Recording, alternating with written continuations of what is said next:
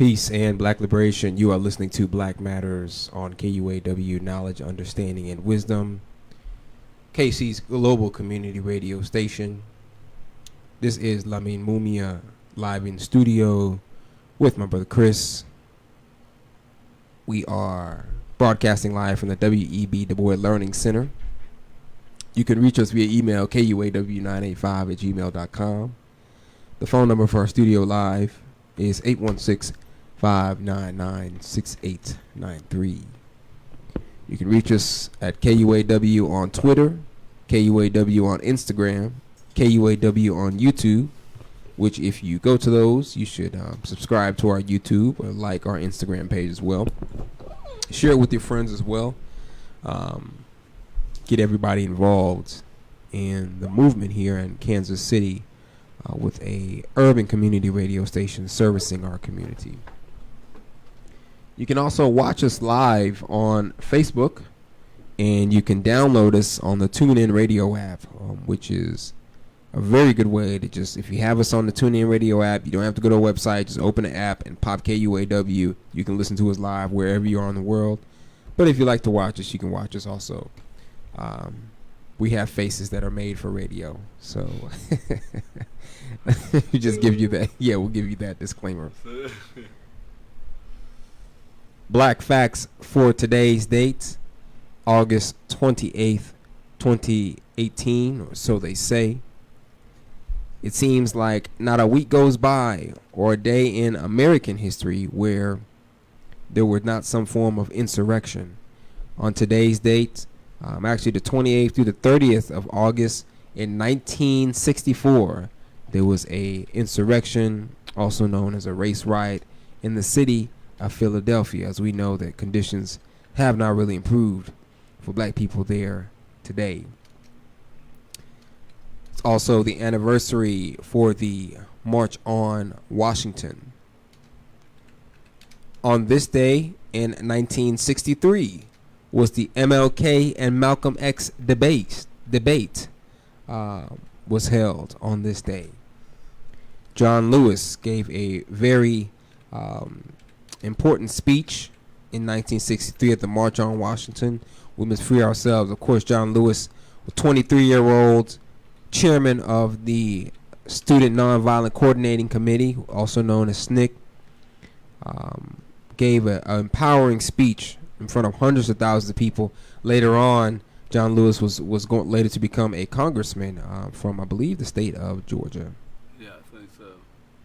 Also on today's date regarding MLK, this was his last speech, was given on this day in 1963, as you know, in the city of Memphis. But today, in 1963, I believe that's 55 years ago, MLK gave his final speech. Also on this day in 1949, a very big African hero of mine, Paul Robeson. He was prevented from singing in Westchester County, New York. A riot of individuals, suspected racists, gathered to prevent him from singing. So he was not able to perform. Paul Robeson, of course, a multi-genius. Not only was he an attorney, he was an all-star athlete. He was also a extremely talented theater singer and actor.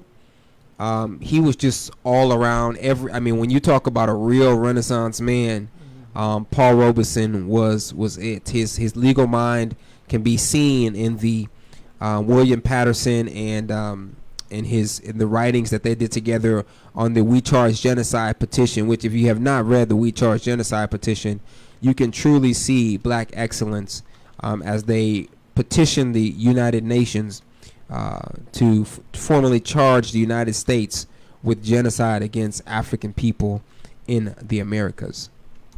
Also on this date, of course, the March on Washington, the I Have a Dream speech. Interesting fact about the I Have a Dream speech. I did not know this, but he had an author. All right, the speech was not written by MLK. Did you know that? No, I didn't know that. I did not know that. I thought it was too. The speech was actually written by a got to get his name, but he was a young Jewish speechwriter. Um, so it was very okay. There we go. Stanley Levison and Clarence Benjamin Jones helped him draft the speech. A lot of people argue that they were the actual writers of the speech, and I just thought that was very interesting. I thought that it was his own speech. Levinson, Jewish gentleman from the New York area, went to University of Michigan, and Clarence Jones was also a black man who was a friend of MLK. So that speech was kind of the product of them, but of course MLK was the front of that, so he gets most of the credit for that. Also on this day, and what we're going to get into a little bit later, is going to be another very big commemoration, because today, we're ending the month, Black August, of course, a very revolutionary month, and we're going to talk very much about what is going on in our local and national, even international current slavery system. We're going to talk about the strike that is occurring right now at state and federal institutions all around this country at this time. Another very somber anniversary is today. Marks the 63rd anniversary of the murder of Emmett Lewis Till, who was kidnapped and executed on today's date in 1955. A lot of current events have made most African people realize that the United States, and even non-white and even white people in this country, understand that we still have a problem with white supremacy in this country and globally, but really we're focused on it. But the case of Emmett Till truly highlights how things have not changed at all in the 63-year period. So we're going to take a short intermission here. We're going to play a little bit of station commercials and our ID, and we will be back to discuss our main topics for today: Emmett Till and the prison strikes. What's going on in 2018?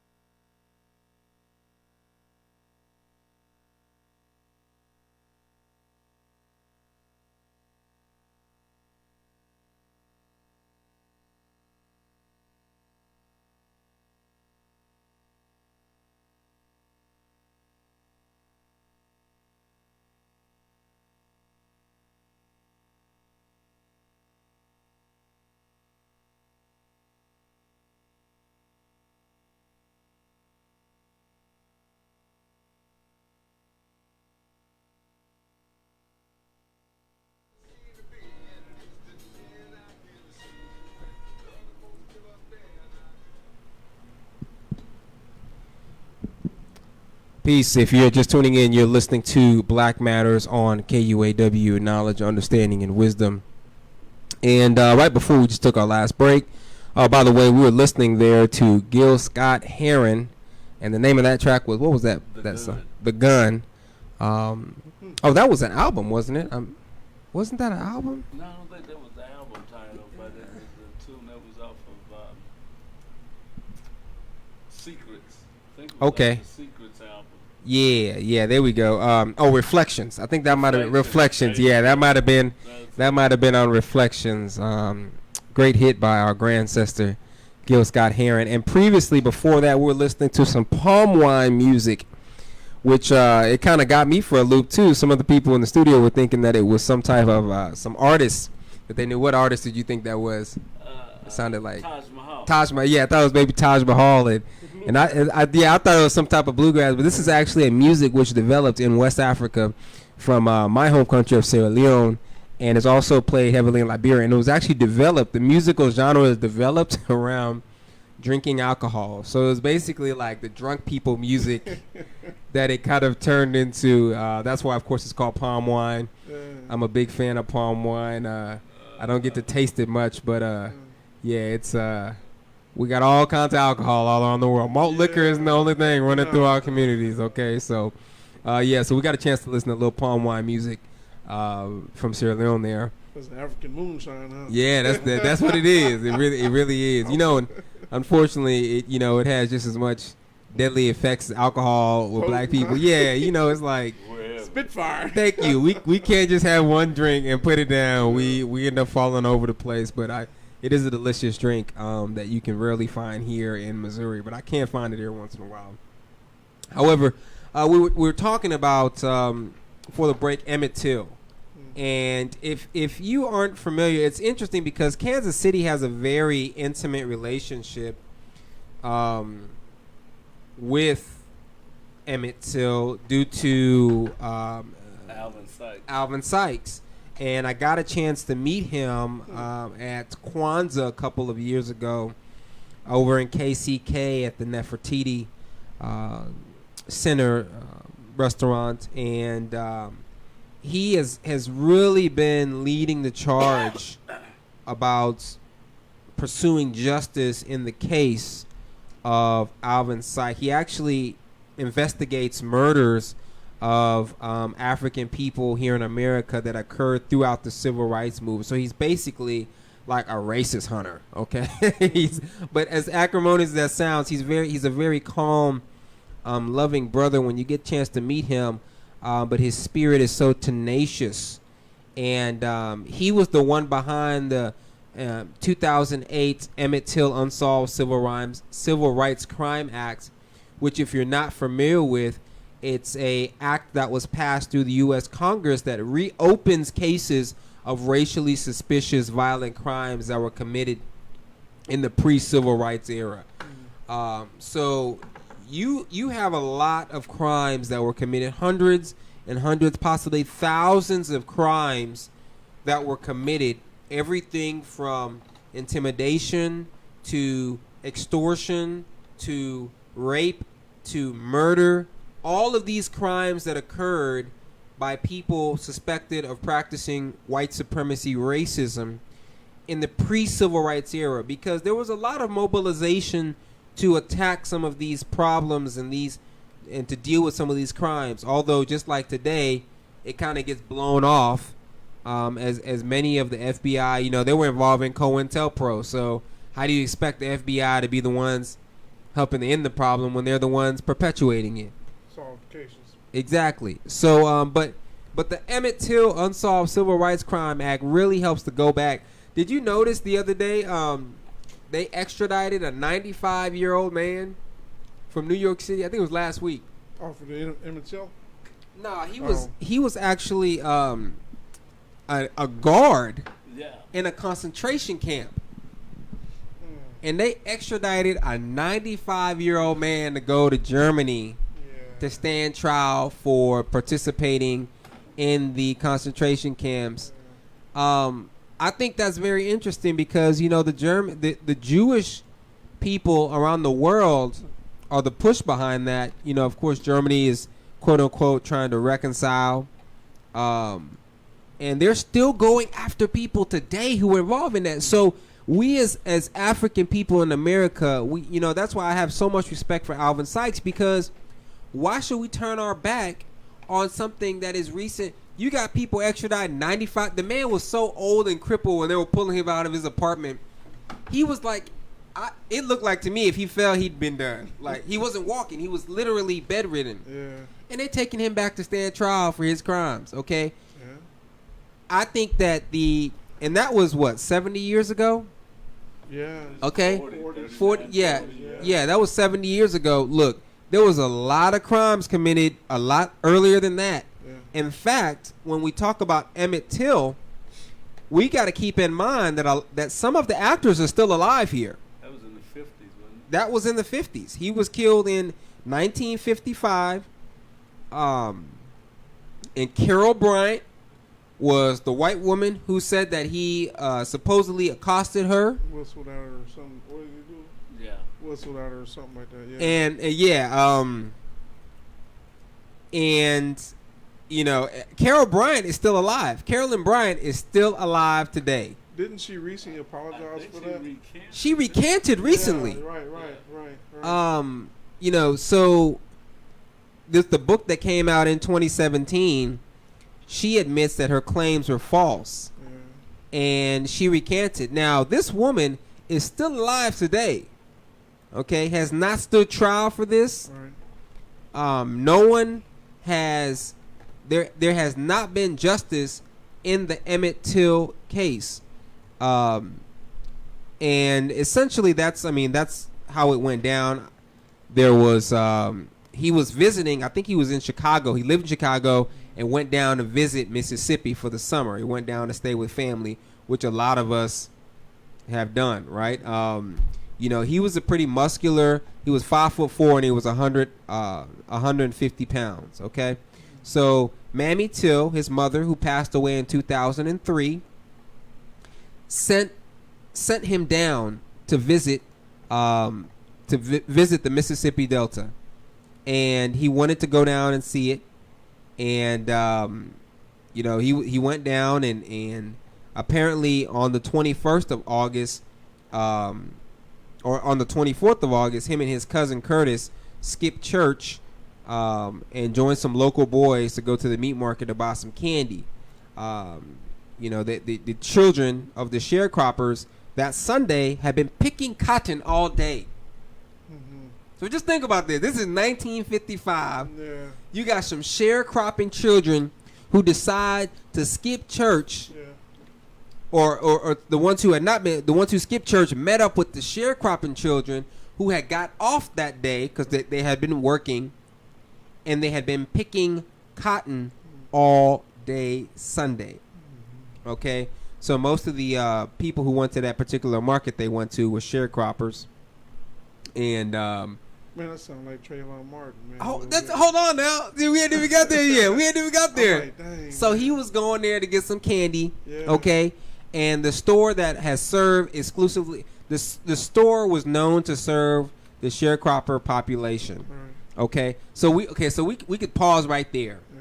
and so we have a store that's owned by two people, Roy Bryant and Carolyn Bryant. She was 21, and Roy, her husband, was 24. Okay, so you have a young white couple who owns a store which serves almost exclusively sharecroppers, black people. Do you think there might be some exploitation there? I mean, how many Arab markets have you seen in the hood? How many Korean corner stores have you seen in the hood? And the type of exploitation that goes on today, 2018. Yeah. Okay, so supposedly he was in there. Carolyn was in there alone that day. Okay, her sister-in-law was in the back of the store watching some children. According to her story at the time, you know, she said that Emmett Till had accosted her. Okay. She, of course, you know, that's a wolf. That could be in the form of a wolf whistle, right? Or, you know, like you're whistling at a woman. I guess people still do that today. Exactly, something like that. So he said that something else happened. She went ahead and ran with that story, okay? So we got a little Me Too action going on here as well, right? You know, in 2018, we got a little Me Too. Yeah. White women saying, "Hey, look, this is what went down." Yeah. And you know, after what was said, it looks like Bryant went out to get a gun, And apparently she was so offended she went out and grabbed a gun. All the little teenagers saw it and everybody took off. Everybody booked. Okay. One of the boys ran across the street to tell Curtis what had happened. Curtis, that was the husband. his cousin. No, this is Oh, this okay, is yeah. what Oh, happened. yeah, This is right. this is It was his cousin. exactly. Right. So the older men who were with Curtis overheard the other boys tell Curtis what had happened, and the old men automatically knew, hey, there's about to be problems. Sure. These are old black men. They're like, Yeah. look, it's about to go down. Yeah. Because they already started mobilizing to know what was going to happen. Yeah. And again, this is what, like, Yeah. 1955, 2018, like, how is anything different with black people in the Northwestern Hemisphere, known as, I mean, it's still the same. Well, her husband, Roy, was told about what happened. He went around aggressively questioning young black people. He went looking for the man who did this or the boy who did this. He told another black man, J.W. Washington, to take the boy, put him in the back of the truck, and, he was told this person who was put in the back of the truck or kidnapped pretty much was with Emmett Till, and they grabbed him. It didn't take too long for other white people to mobilize in the area after this young man was kidnapped and pressed into telling identifying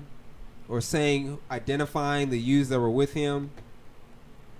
And they went and they grabbed about 2 a.m. in the morning on the 28th of August 1955. They snatched him up from the house and they put him in the back of the truck, and they took that little boy out to Money, Mississippi, and they pistol whipped him and lynched him. Incredible, and just incredible what happened. And of course, this was a very important. Sadly enough, this was very important during the early days of the civil rights movement, because this is 1955. Remember, so the scene was a little bit different then. I mean, we hadn't had the sit-ins yet. We hadn't had the Selma marches. We're talking about Jim Crow South at its height. Okay, where you literally, if you whistled at a white woman, they were gonna kill you, right? Like, if you did not get off the sidewalk, you were going to get murdered. Yeah. It was an incredible time, but this was a very big impetus because, and this is really what took it to the scale of national attention. He was murdered. His mother had his body brought back to Chicago. And strangely, because this wasn't necessarily the custom at the time to do it this way, had the open casket with his disfigured body. Swollen.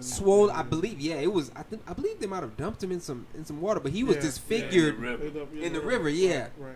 So he was disfigured and swollen. Of course, this picture is now iconic. Sadly, for lack of a better word, it's very famous. We all know the picture of Emmett Till's body, and this was printed in the Chicago Defender and Jet magazine. The black press was involved. The black press, exactly. Black journalism to the rescue. And they put this on a national platform so that a lot of the people, because racism was still seen as a Southern type problem. And the blatant racism that occurred in the North was still under the guise of progressive liberalism. Sound familiar? But the Chicago Defender and Jet magazine, both of those were black news outlets, journalism outlets, put this up and put it out for the nation and the world to see. That this is not an issue if you're a Negro from Chicago and you go to Mississippi, you safe. No, all Negroes are all not safe. It really, some people say it was one of the biggest impetus for the civil rights movement pushing forward was the national attention that this received, and just exposing a lot of people who were under the guise, including white people who were under the guise that this was just some type of black people just had one-offs, bad one-offs, but anybody was open with it. I think. Well, I'm sorry. Were you gonna say something? Well, and then and that was a pivotal moment because if you look at that, Emmett Till, granted, racism and a lot of lynching and stuff had happened, but it's like you got certain things that are like timestamps. When that happened with Emmett Till, you saw that and it was just like one of those moments where people began to gather and it was like kind of a wake up call. It was like this is what happened, and you fast forward it, and then you look at even when Trayvon Martin, I alluded to that earlier, but then you look at when Mike Brown was murdered, by the cops, man, that right there, we've been kind of festering on some things, whatever, but when that happened with Mike Brown and when they left his body laying in the street, that right there for Ferguson, that created so much tension where it just came to a head. So it's like those key moments, man, were like, these time stamps of just just evilness, but it also gets people's attention. It is extremely the attention that it got, and this actually got international press, like you said, just like Mike Brown. Just like Mike Brown, yeah. Mike Brown got international attention. Man, they doing black folk like that over there. Like it's like going down like that in Missouri. And then turn around and come out with that deal where the NAACP said, if you're black, don't travel through Missouri. Come on now. Hey, that was scary. That was crazy. Come on now. This is. I even called one of the guys from the NAACP. He said, "Yeah, man, that's real. That's real, man. Yeah. I mean, if you get it twisted, just go drive. Hell, you don't have to go through the country neighborhoods. You can go through a rich neighborhood. Yeah. Do you know how quick I got snatched up when I was off of Loose Park, and I had my Sanford and Son pickup truck? Do you know how fast the KCPD get on the Sanford and Son pickup truck in Loose Park area? Okay, they was on me, man. White on rice ain't fast enough. Man, okay, it was on me fast enough. But the issue here is a continued. See, that's the reason we should study history, is because we need to understand the context in which things happen. Mike Brown was not the first time that had occurred. Right. Albeit the circumstances had their little particularities. Sure. But this is a consistent problem. Murder's murder. Murder's murder. Yeah. And the context of it was very similar. Right. So of course, there were some acquittals for the murder. They were charged, the two people involved with it, Brian and Milliam. They were acquitted of. They were charged for kidnapping, and they said they took Till, but they weren't charged for the murder. One of the people involved, his name was Willie Reed. He changed his name to Willie Lewis, and lived in Chicago and died in 2013. So he lived his whole life out just cool. Yeah. They actually criticized Mammy Till after the trial because they said she didn't cry enough. She should have cried more on the stand. Yeah. The jury had been picked almost exclusively from Tallahatchie County. Jury of your peers, huh? Yeah, something like that. So it was incredible. I mean, you get this Mississippi jury. So they said, we see that justice was not served then, and we're still having problems with this. I mean, we're still not convicting police officers. We're still not convicting individuals who go around killing black people. We're still not convicting the system which creates drug addicted individuals in our community, which continues, as we saw in Chicago a couple of weeks ago. We're still allowing police and private institutions to run scams and baits and bait trucks in our communities. Man, did you see that? And were you familiar with the details of where the truck came from? No. Yeah, so I was very surprised. And they said that wasn't the only place, though, man. Somebody else said it was in another state that they had. It was a bait truck full of tennis shoes. This was not a sting by the Chicago police, and this is what I was very shocked. I thought this was the Chicago police doing a sting operation. Yeah. No, yeah, this was a private company. Righteous. And we're gonna, after we come back, we'll take a short break. But before we come back, we're gonna talk about what private industry means in the context of a system of white supremacy. All you capitalist fans out there who think capitalism is the greatest thing since sliced bread, we need to understand what some of the ills of capitalism are before we get on board. We're going to take a short intermission. We'll be right back. You're listening to Black Matters on KUAW, Knowledge, Understanding, and Wisdom.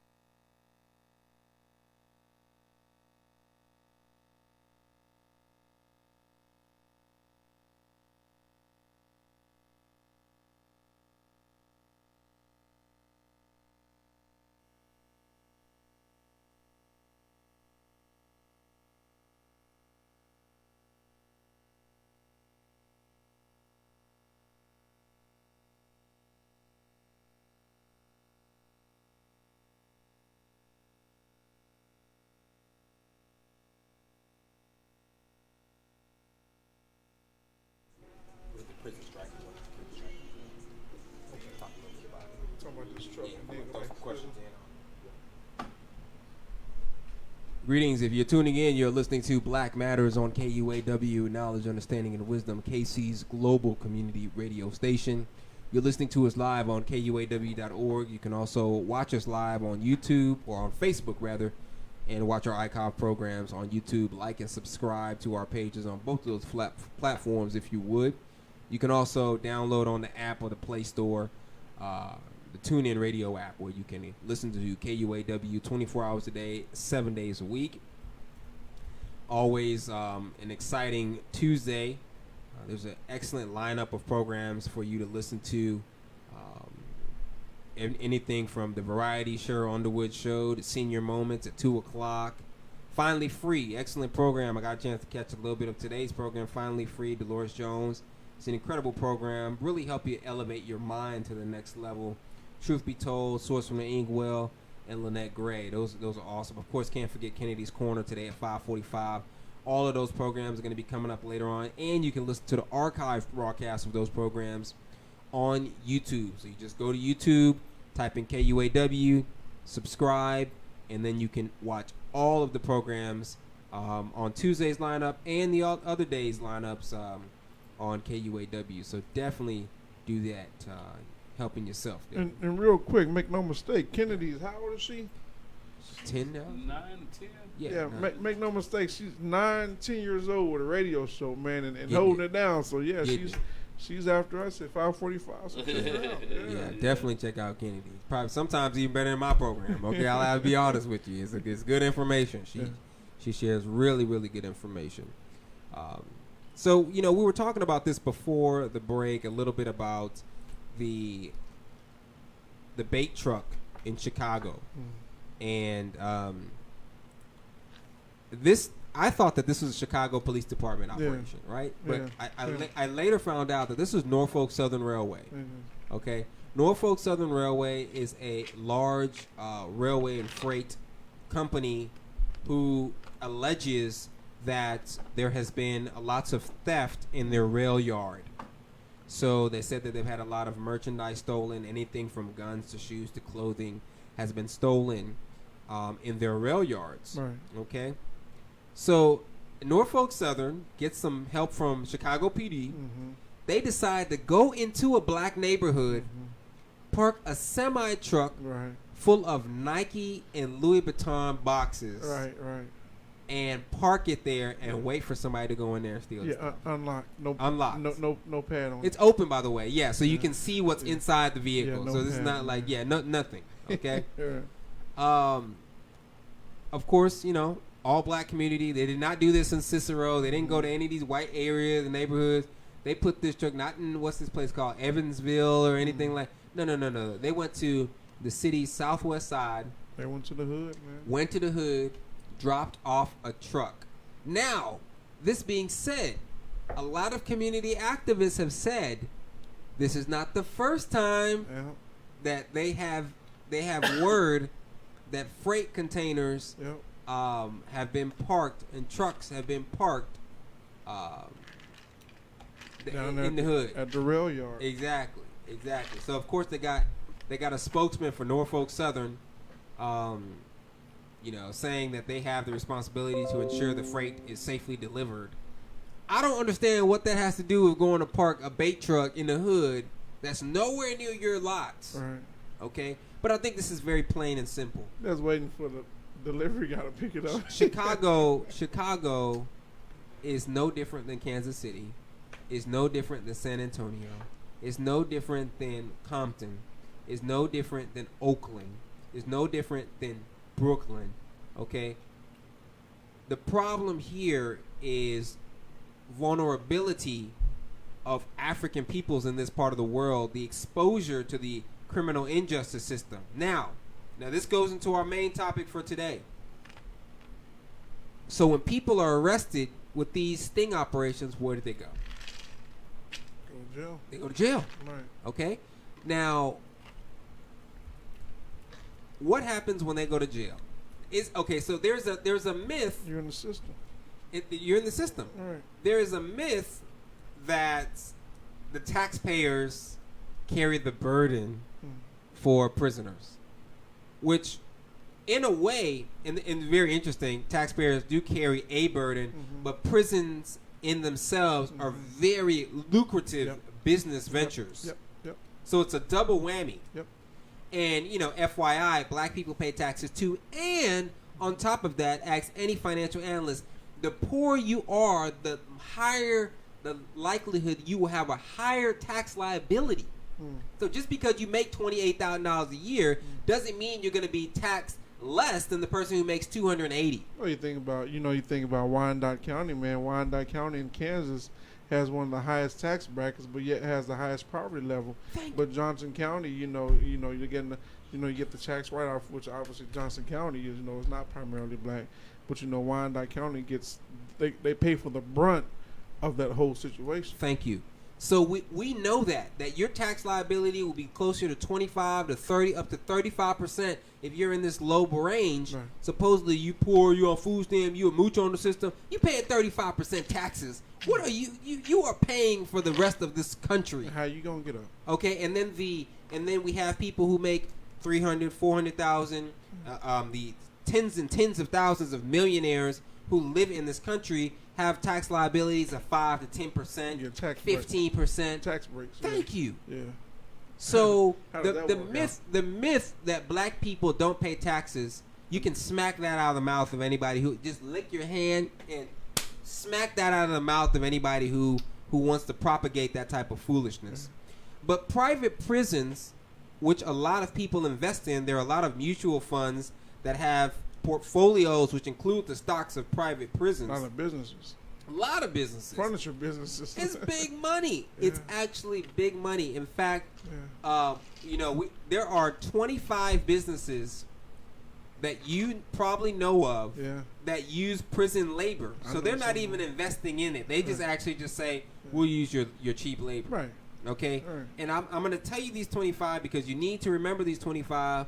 If you use any of these, you need to know where your money is going. And if you think it's all right for your money to go to prison industrial complex, to prison labor for your cousin, because most of us do have family who are incarcerated. If you think it's cool for them to make 4 cents an hour, which is what some of them make in some areas, and still have to pay 35 to 50% taxes on that, okay, that's real talk.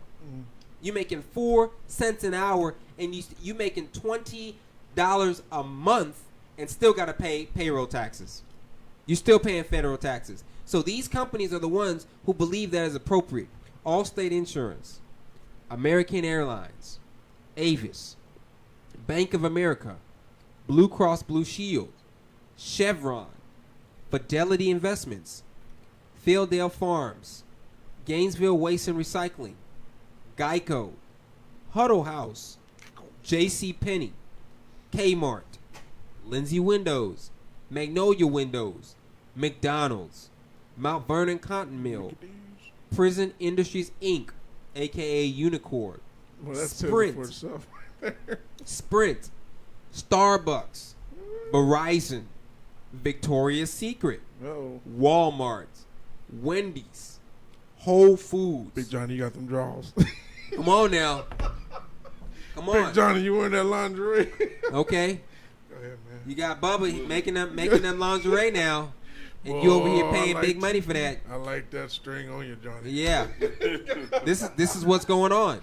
So whenever you decide to go to Bank of America, you bank there, hey, just know your money is being held by people who believe. Now, but you know what, real quick, man, Yeah. real quick, with the names that you named were some of the, I won't say easiest, but there are some of the big names that go in there and swoop up everything. That's why it's so easy for people to get caught up within them, because they're prominent names. I mean, Bank of America was what? It was Boatman's, then went to Nations, now it's Bank of America, Blue Cross and Blue Shield. Now, I got insurance through them, but I mean, just a lot of those different things, man, you look at it, it's like, wow, that's interesting, and that's doing my job. But so we have the onus is on us to decide, and see, nobody can make this decision but ourselves, to decide where, like me, I don't buy BP gas. I don't buy BP gas, I just don't, I don't buy Shell gas because what BP and Shell have done to the Niger Delta, that's in, to me, I will never give them my money ever. You talking about the oil, the spill?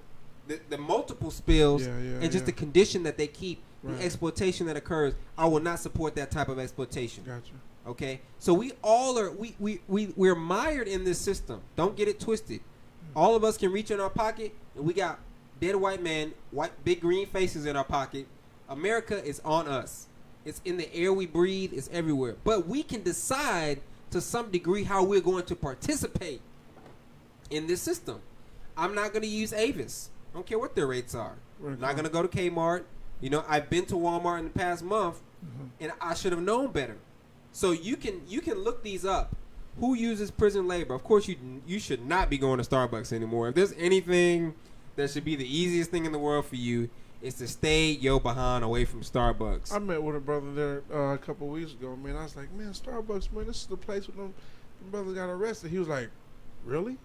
I said, man, you didn't see that? He was like, no, man. I said, yeah, man, the real estate brothers got arrested. He was like, oh, man, I didn't see that. Better watch himself. He might really? He might end up getting arrested too and be all shocked. I said, and we brothers sitting here too. But yeah. It's really a chance. Now, okay, so what are we getting at here? I did get free coffee though. Go You ahead. got BTR, which is Black Talk Radio. If you've never heard of Black Talk Radio, they're an incredible news platform out of North Carolina. Scotty Reed. There's several programs. They're very similar to KUAW. They have many. They've been around for a lot longer than we have, but they are an extremely solid black news outlet. If you listen to KUAW, you should also be listening to BTR, Black Talk Radio. They have their own social media network. A paid social media network, private, that they've created for Black Talk or the black community here and globally. But they broke this story first.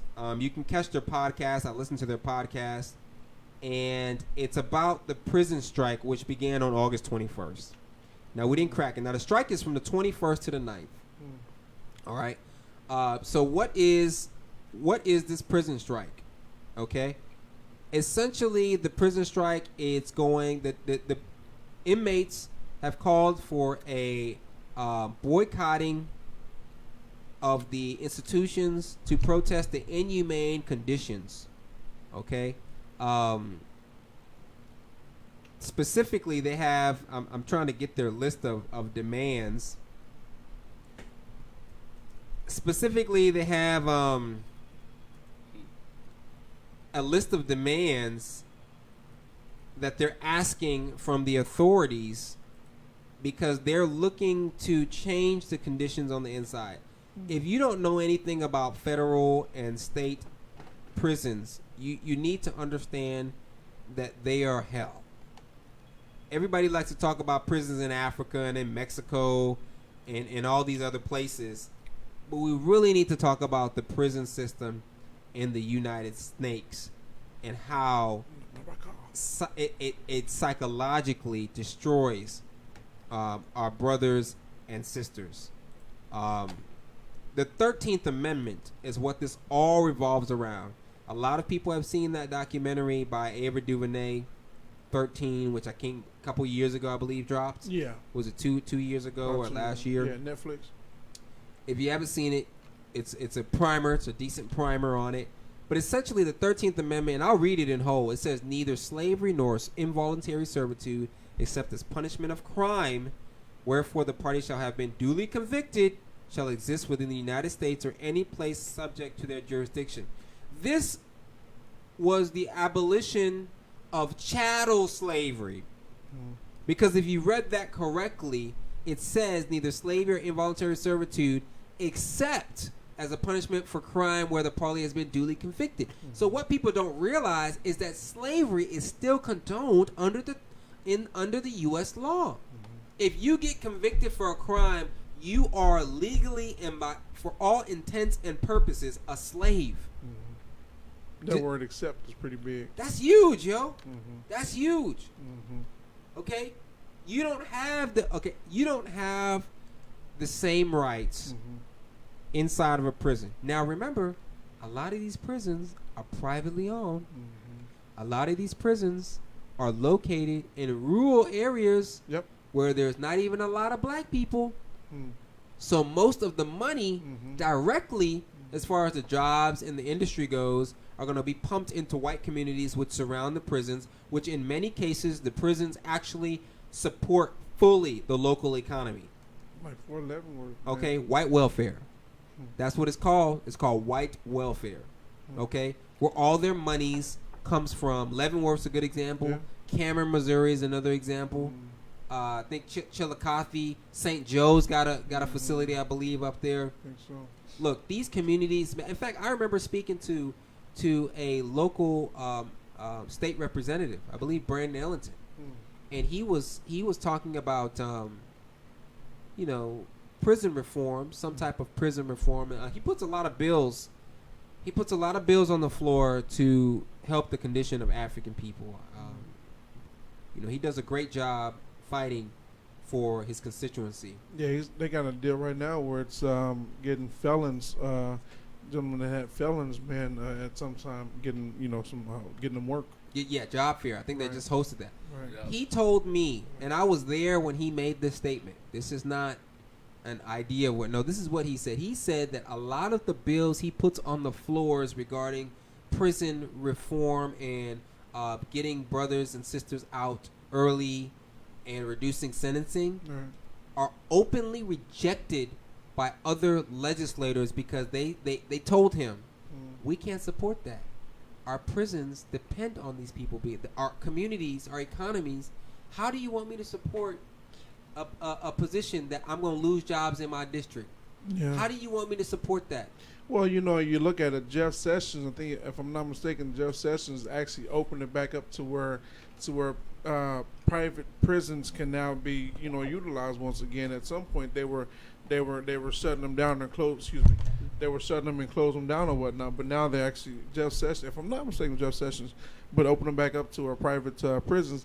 But then you also got to look at it, man. Who gets paid off of, and I think we talked about this some time ago. But who gets paid off of a prisoner, man? Thank you. You got everybody from the DA. You got everybody from the people who cook the food. You got people who the companies that deliver the product to feed the food. Other people. Just a lot of different people get paid off of that. People who make the clothes. Just a lot of different people get paid off of that. So it's big business. It is huge. It's $1 billion industry in this country. And by the way, if you aren't familiar with the U.S. houses more prisoners than anyone else on this planet. Yeah. China doesn't have. China's got.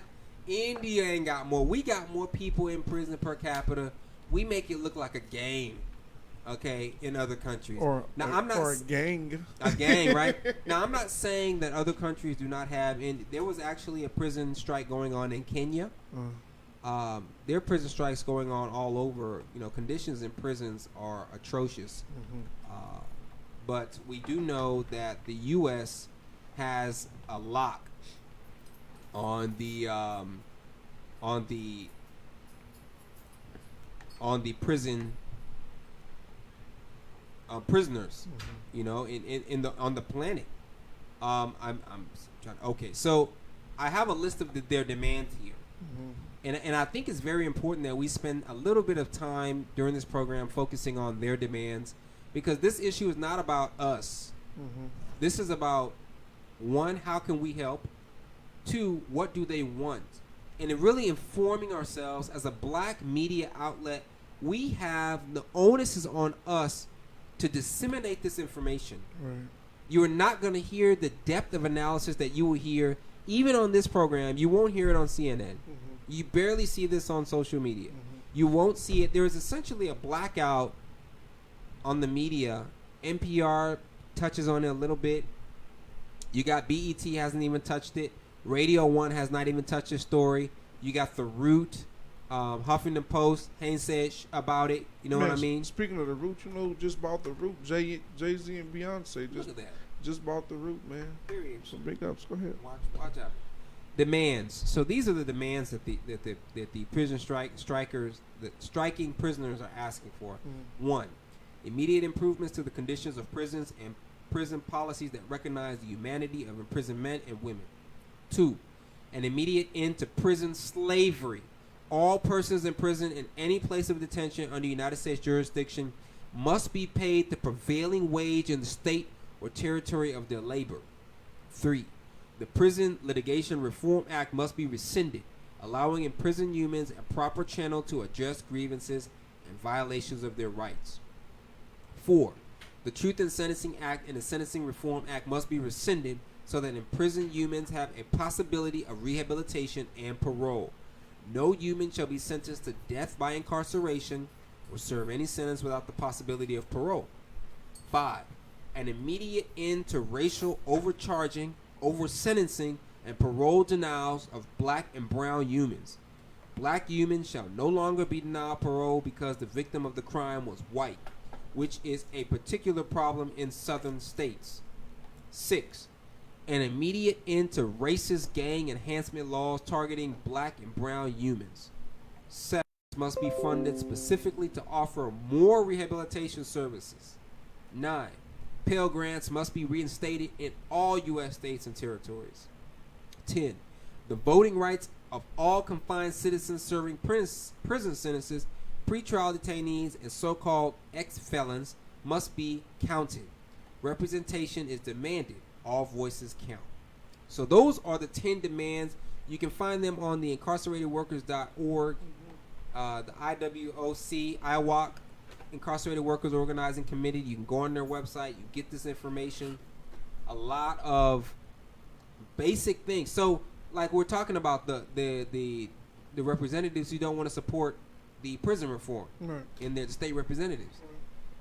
I don't know if you know this, but the people in those areas are counted via the census, but they're not given voting rights. So basically, your representation in Congress is based on the amount of people who live in your district. So these prisons create artificial inflated numbers of populations. So if you have 5,000 people in your district, Right. but you got 5,000 in prison at a prison facility, you have an artificial inflation. So you get more state funds, more federal funds, because you're supposedly larger, but none of these 5,000 people in the prison can vote. It's a false, it's really showing the racist agenda of mostly rural white communities who benefit from the cheap labor. And when I mean cheap, I mean pennies, quarters, and $2 per hour is a lot for prison labor. So was that taxation without representation? There you go. That's my man right there. Yeah. He's that's exactly what it is. Yeah. So again, Which basically means you're getting taxed, but you're not represented. you're not represented at all. Yeah. Definitely keep abreast. I mean, we could spend a cool 2 hours on this topic. It truly touches me, man. It really reaches my heart as far as what we need to be doing to not participate in a system which is going to. And this is very interesting. You know, everybody don't really care about the prison situation until their family member or they themselves find themselves on the other side of the law. Yeah. So don't wait until that time to get proactive to end modern slavery, because this is slavery. That's why the people who fight this are called abolitionists, because this is slavery, period. This is not like slavery. No, this is a continuation of the system you were so happy to be away from. Okay, this is literally a plantation situation going on here. Hey, real quick, while you're looking through that, there's also a petition going around KCPNL. There's a petition going around. I think it's like 18,000 signatures, where they said the KCPNL have actually been price gouging people, overcharging people for their electric bill. So if you think that issue bothers you, there's actually a petition, and I think it's still floating around there on KCPNL to sign that petition. Definitely. Get online, find that, and take care of business. We want to thank everybody for tuning into the program today. We hope you found it to be very constructive. We'll be back next week. Man, action-packed day today. We barely able to squeeze it all in, but we want to thank everybody for tuning in to the program and listening to it. We'll be back next week with another hour of Black Matters on KUAW, Knowledge, Understanding, and Wisdom. Peace, Black Liberation.